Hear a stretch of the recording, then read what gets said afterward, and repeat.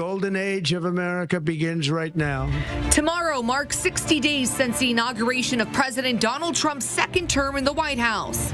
The days following have been marked by executive orders, policy changes, and new updates every day. We're rewinding the clock on what you missed, fast forwarding to where we are today, and diving into how our neighbors are impacted. Back in office, a 60-day rewind only on KGUN 9.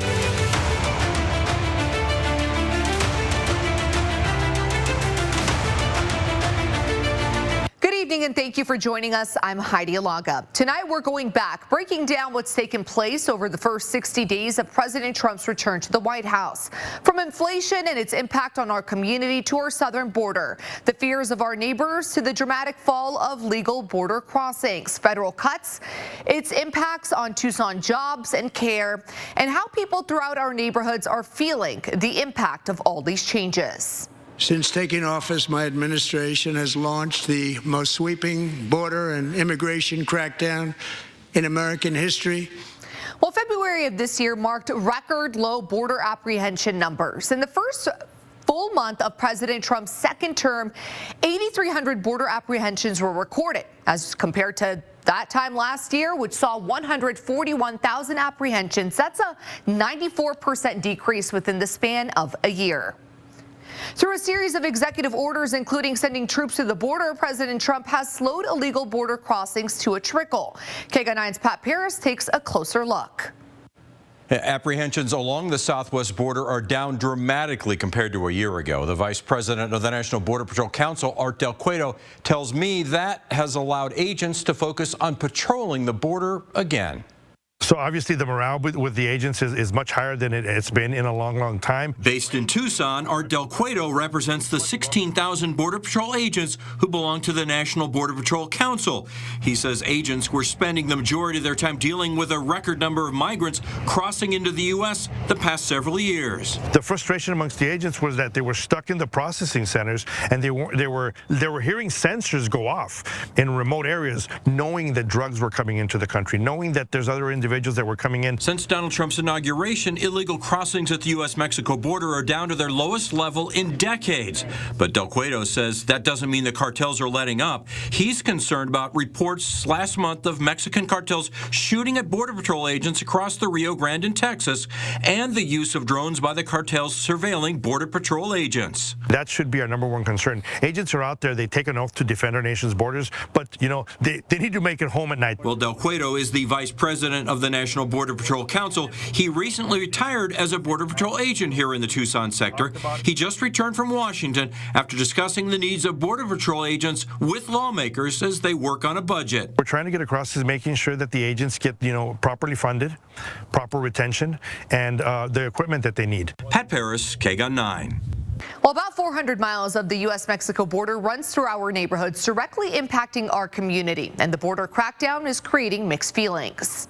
I'm not going to wait until they deport me, and I not accept mass deportations, and we're here to stand with our community. This is going to affect our budget. What do these children do? What happens to them?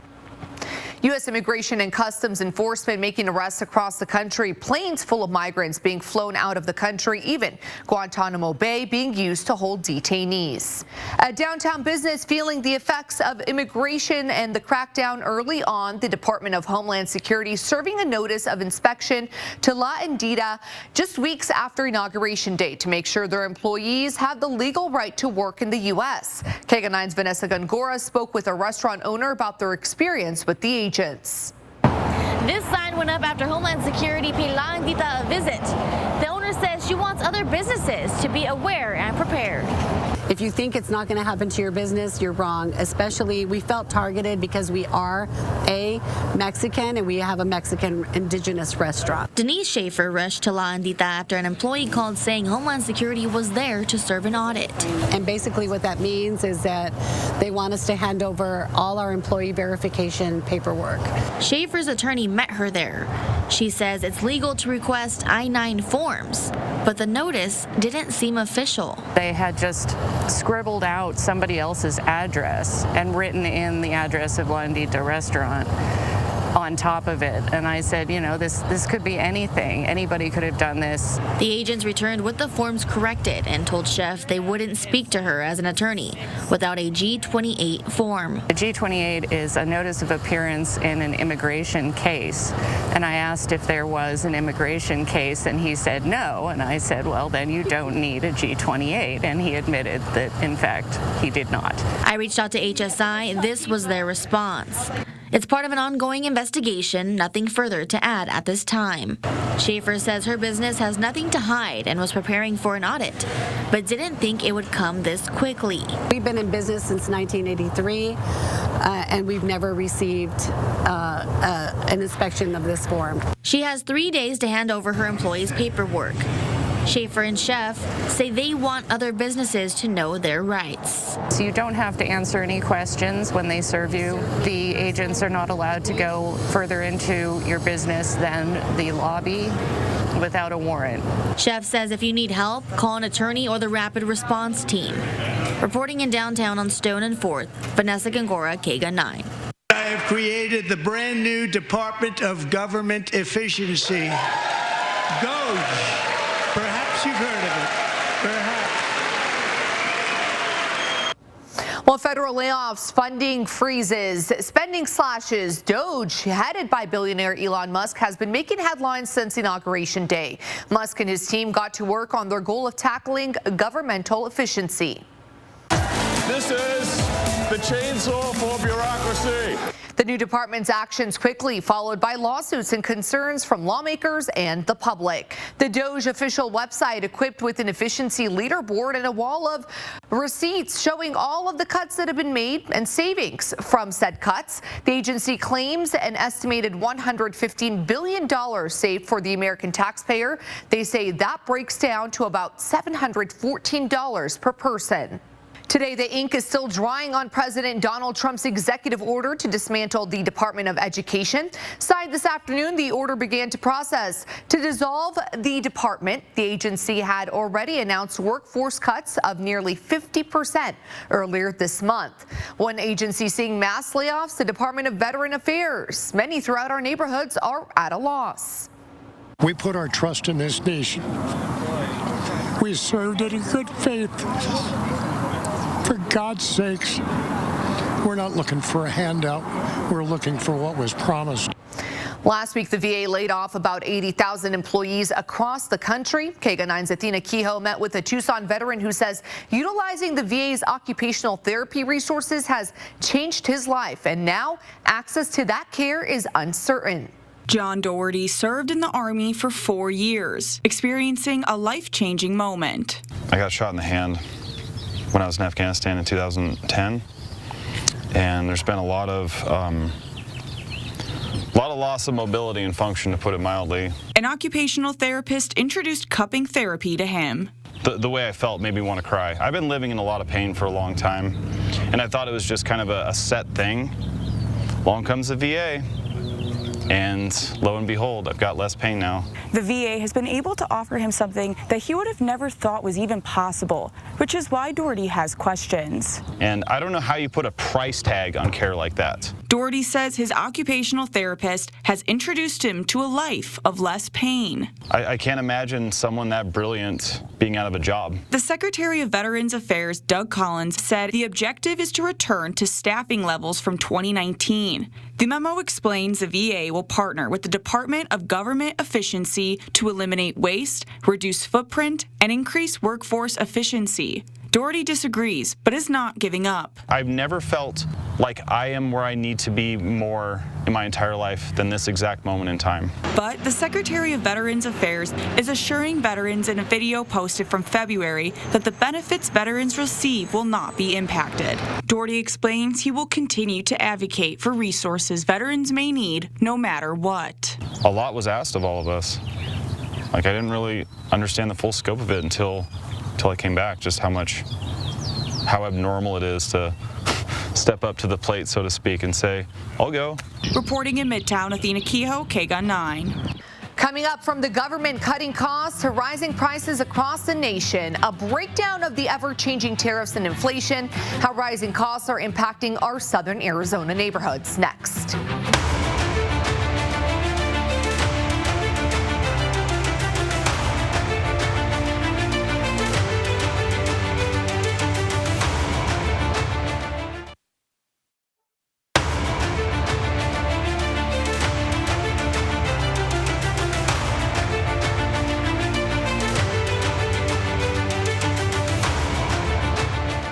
Now, Donald Trump's tariffs. I'm not a fan of tariffs. Tariffs. Bad tariffs. Firmly behind tariffs. Tariffs, they affect everyone, from people across the globe to people right here in our neighborhoods. Over the past 60 days, they've been continuously changing and evolving. Some are already in place, some are retaliatory, some are pending, and they are quickly changing.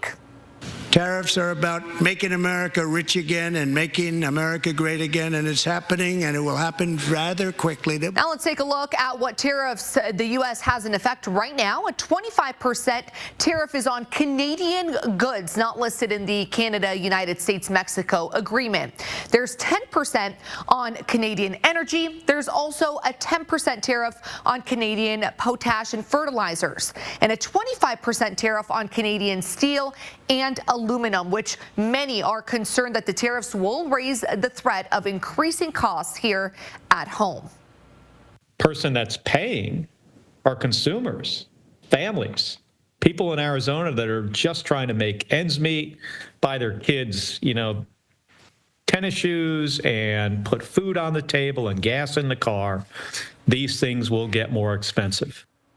Two of President Trump's biggest campaign promises was to lower inflation and grow jobs. Compared to the inflation rate last year, the Bureau of Labor Statistics says inflation did go down, but they say nationally unemployment went up. KGUN9's Andrew Christensen talked to two Midtown restaurants about the prices they're paying and employment. So from February of last year to February of this year, the Bureau of Labor Statistics says that the national inflation rate went down from 3.2% to 2.8%. And this is a topic that I talked to the owner of Feast about here in Midtown 2 years ago. And he says even though business is better, he's not really sure about the future. At Feast in Midtown, owner Doug Levi says inflation hasn't been as impactful lately. It's still slowing, but it's definitely still there. But 2 years ago, he said it was having a bigger impact. Everything's more expensive right now, and that means restaurants are going to be as well. Now he says he isn't raising his prices as quickly. If we raise our prices any more, people will stop coming. BLS says the national unemployment rate went up from 3.9% last February to 0.1% this February. Better in terms of finding new staff. But 2 years ago, he had to limit his hours because of staffing issues. As for whether he thinks President Trump can help, there's still a storm, and I'm still not sure how it's going to turn out. Specific to restaurants, the BLS says inflation went down 0.8% in the last year. Prices are definitely down, not significantly. And for me, I've really noticed a lot of savings in paper goods. Matthew Cable owns Fresco and Zio Pepe. Employment issues, he says, turnover's definitely gone down, have also gotten better. I'm definitely getting the candidates that I want, and we're building a good team. Overall, Cable says both political parties are trending in the wrong direction. You got to at least hope that they make some changes that help you. Reporting on Speedway and Alvernon, Andrew Christensen, KGUN 9. Yeah. In only 60 days, President Trump making big waves in years-long wars. The presidential impact on the international conflicts that predated his second term.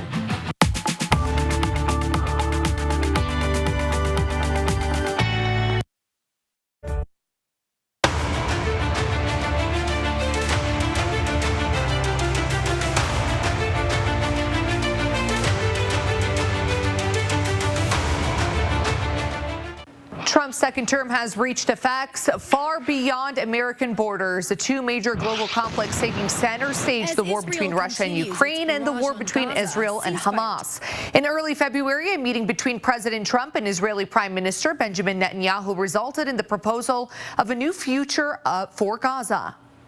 The U.S. will take over the Gaza Strip. We have an opportunity to do something that could be phenomenal. And I don't want to be cute. I don't want to be a wise guy, but the Riviera of the Middle East, this could be something that could be so bad. This could be so magnificent. On Tuesday, Israel broke the existing ceasefire, bombing Gaza, killing nearly 600 people in the past 3 days, 400 alone in the deadliest attack since the start of the war almost a year and a half ago. This comes after many Palestinians returned to their homes on the Gaza Strip during the ceasefire, and the Israeli military enforcing a blockade to northern Gaza. Now, Tuesday, Netanyahu said Israel has no plans of stopping. This is just the beginning. We will continue to fight to achieve all the goals of the war. The release of all our hostages, the elimination of Hamas, and the promise that Gaza will no longer pose a threat to Israel. Israel reportedly consulted the White House before Tuesday's strike. The other global conflict receiving attention from the Trump administration, the war more than 3 years long between Russia and Ukraine. It's reaching effects touching people here in southern Arizona. Back in February, on the 3-year anniversary of the war, KGUN's Joel Foster met with people in our neighborhoods to see how the war is impacting Tucson's Ukrainian community. After nearly 3 years, peace negotiations began in February to perhaps finally end the war between Ukraine and Russia.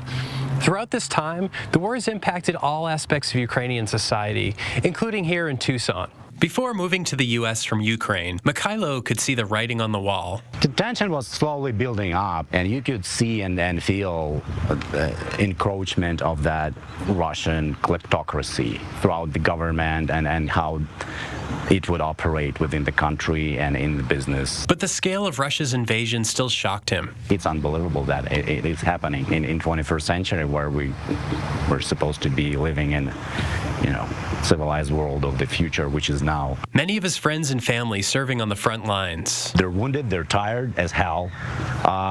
They're not giving up because they have something to fight for. Hearing of the suffering of everyday Ukrainians. All of the life has been upended. It's daily air raids, nightly air raids. The economy is, of course, struggling. It's power outages because Russians are targeting energy infrastructure. And their resilience. They try to maintain something, some semblance of normal life.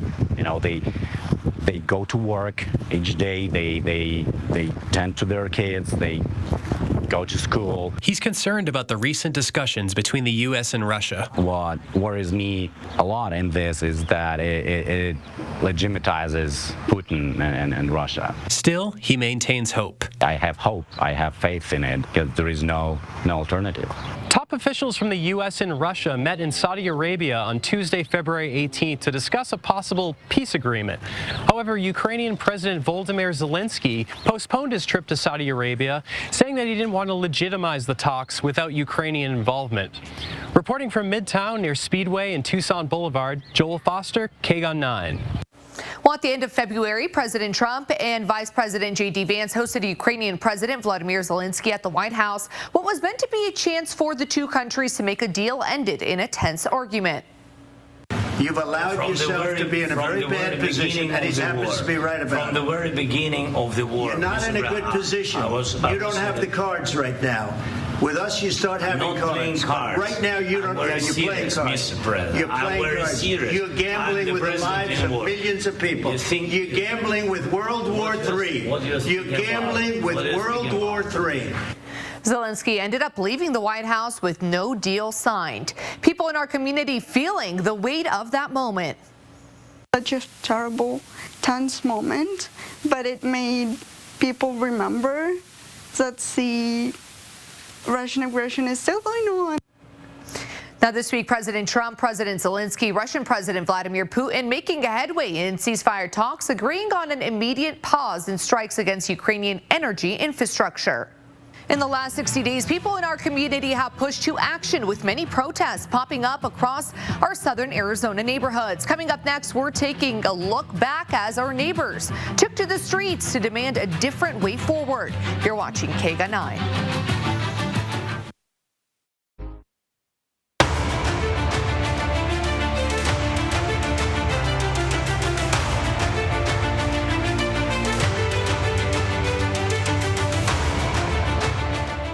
The changes, the executive orders, DOGE cuts have all drawn protests across southern Arizona and the nation. A protest is a statement of disapproval, and we've already seen more since January 20th here in Tucson than the total number last year. Protests nationally have been focused on the same core principles, DOGE cuts, and more tied to the new administration.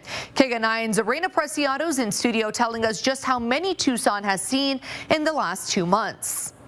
In January, we saw one protest on Inauguration Day, and once those executive orders started rolling in, we saw at least 17 protests in February and 10 so far in March, protesting issues from immigration to DEI, and a total of 28 since Inauguration Day. Dozens, early hundreds, and thousands. While not every protest has been a large demonstration, many have had the same message. We are very concerned about the things that are happening in our country right now. I'm tired of it. We feel really strongly that our democracy is under fire. Protesting DOGE cuts, to Tesla, crackdown on immigration. Now, if we make a difference, I don't know, but we do make a difference among ourselves. We also saw the birth of the 50-51 movement. 50 protests, 50 states, one movement to push back against the Trump administration. Now, President Donald Trump has not directly responded to the protests across the country, but a White House spokesperson said, quote, protests will not deter President Trump and Elon Musk from delivering on the promise to establish DOGE and make our federal government more efficient and more accountable to the hardworking American taxpayers across the country. Reporting in studio, Raina Preciado, KGUN 9. The changes will continue to come, and we will continue to bring you up-to-date coverage on air and online right here on KGUN 9. And we are just getting started.